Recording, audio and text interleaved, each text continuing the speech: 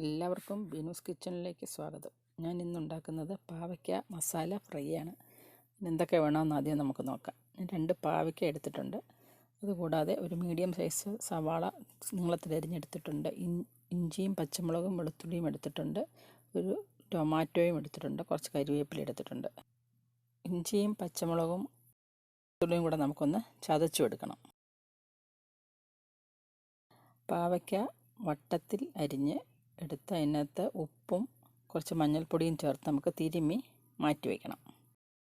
ഇത് നന്നായിട്ട് തിരുമ്മി വയ്ക്കാം. ഒരുപാട് കയ്പുള്ള പാവയ്ക്കാണെങ്കിൽ കുറച്ച് കഴിയുമ്പോൾ നമുക്കൊന്ന് പിഴിഞ്ഞതിൻ്റെ നീര് കളയാം. ഇല്ലെങ്കിൽ ഇങ്ങനെയും ഉപയോഗിക്കാം. പിന്നെ ഇത് കൂടാതെ ഞാൻ കുറച്ച് വാളംപുളി എടുത്തിട്ടുണ്ട്. ഒരു വെള്ളം ഒഴിച്ച് നമുക്കൊന്ന് വയ്ക്കാം. അതിനൊന്ന് പിഴിഞ്ഞെടുക്കുന്നുണ്ട്. നമുക്ക് എങ്ങനെയാണ് ഉണ്ടാക്കുന്നതെന്ന് നോക്കാം. ഞാൻ ഒരു പാൻ അടുപ്പത്ത് വെച്ചു. കുറച്ച് എണ്ണ ഒഴിച്ചു കൊടുത്തു. കടുക് ഇട്ട് കൊടുത്തു. കടുക് മൂത്തപ്പോഴത്തേക്കും ചുവന്ന മുളക് ഇട്ട് കൊടുത്തു.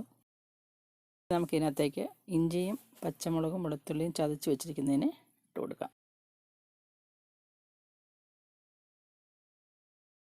നന്നായിട്ടൊന്ന് വഴറ്റിയെടുക്കാം.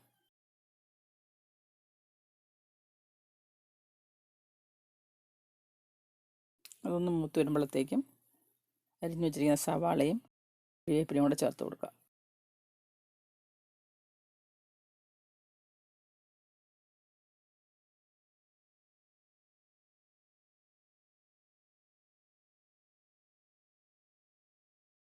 നമുക്കിതിനെ നന്നായിട്ട് വഴറ്റിയെടുക്കണം. കുറച്ച് ഉപ്പും കൂടി ചേർത്ത് കൊടുക്കാം. മീഡിയം ഫ്ലെയിമിലിട്ട് നന്നായിട്ട് വഴറ്റിയെടുക്കാം. സവാള ഒന്ന് വാടി തുടങ്ങുമ്പോഴത്തേക്കും 1 ടീസ്പൂൺ മഞ്ഞൾപ്പൊടി ചേർത്ത് കൊടുത്തു.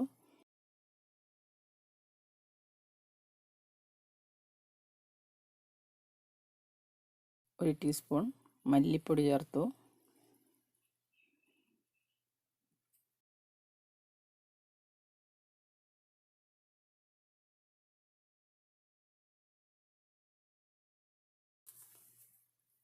അര ടീസ്പൂൺ മുളക് പൊടി ചേർത്തു. മുളക് പൊടി നമ്മുടെ എരിവ് അനുസരിച്ച് കുറച്ചുകൂടെ വേണമെങ്കിൽ ചേർക്കാം. ഗരം മസാല ടീസ്പൂൺ ചേർത്ത് കൊടുത്തു. ടൊമാറ്റോ നമ്മൾ മിക്സിയിലിട്ട് അടിച്ച് വെച്ചിട്ടുണ്ടായിരുന്നു, അതും കൂടി ചേർത്ത് കൊടുത്തു.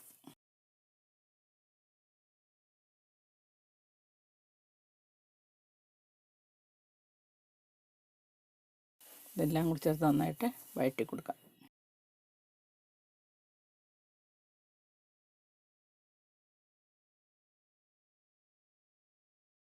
നമുക്ക് അരിഞ്ഞു വെച്ചിരിക്കുന്ന പാവയ്ക്കയിലേക്ക് ചേർത്ത് കൊടുക്കാം.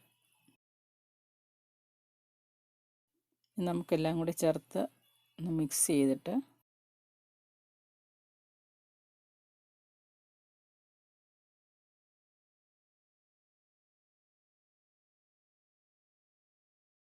പാവയ്ക്ക നമുക്കൊന്ന് അടച്ച് വെച്ച് ഒരു 5-6 മിനിറ്റ് വേവിക്കണം.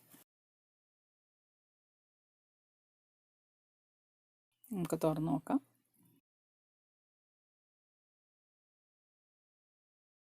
ഇതിനകത്തേക്ക് നമ്മൾ എടുത്തു വെച്ചിരുന്ന പുളി പിഴിഞ്ഞ വെള്ളവും നമ്മളൊരു ടീസ്പൂൺ പഞ്ചസാരയും കൂടെ ചേർക്കുന്നുണ്ട്. നമ്മൾ എത്ര കയ്പുള്ള പാവയ്ക്കാണെങ്കിലും ഈ പുളിയും പഞ്ചസാരയും ചേർത്ത് കഴിയുമ്പോൾ അതിൻ്റെ കയ്പ് കോമ്പൻസേറ്റ് ചെയ്ത് പൊക്കോളും.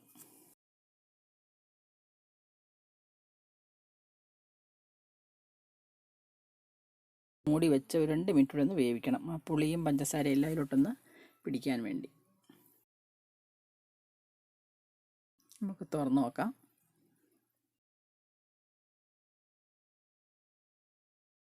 പാവയ്ക്ക വെന്തിട്ടുണ്ട്. ഇപ്പോൾ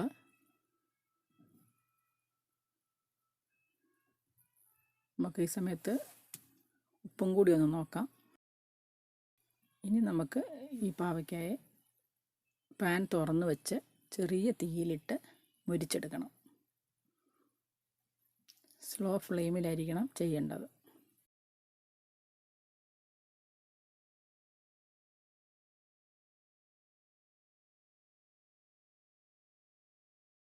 പിന്നെ കുറച്ച് സമയം ചെറിയ തീയിൽ കിടന്ന് ഉരിഞ്ഞ് വരും. ഇടയ്ക്കിടയ്ക്ക് ഇളക്കി കൊടുക്കണം. പിന്നെ നമ്മുടെ ടേസ്റ്റി ആയിട്ടുള്ള പാവയ്ക്ക മസാല ഫ്രൈ റെഡി ആയിട്ടുണ്ട്. എല്ലാവരും ഒന്ന് ട്രൈ ചെയ്ത് നോക്കണം. എല്ലാവർക്കും ഇഷ്ടപ്പെടും. ഇഷ്ടമായാൽ ലൈക്ക് ചെയ്യണം, ഷെയർ ചെയ്യണം, സബ്സ്ക്രൈബ് ചെയ്യണം. വേറൊരു ഐറ്റമായിട്ട് വീണ്ടും വരാം. ബൈ.